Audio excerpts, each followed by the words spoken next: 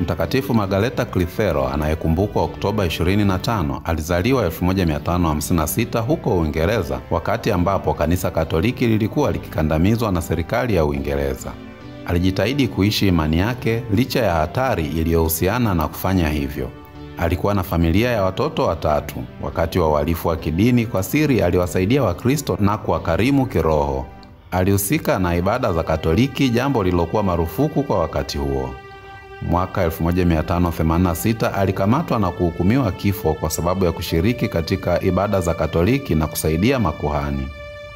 Hakukana imani yake hata alipokabiliwa na mateso makali. Alipigwa mawe hadi kufa, na hii ilimfanya kuwa shahidi wa imani. Anasherehekewa kwa ujasiri na uaminifu katika imani na kama mfano wa uvumilivu na ujasiri.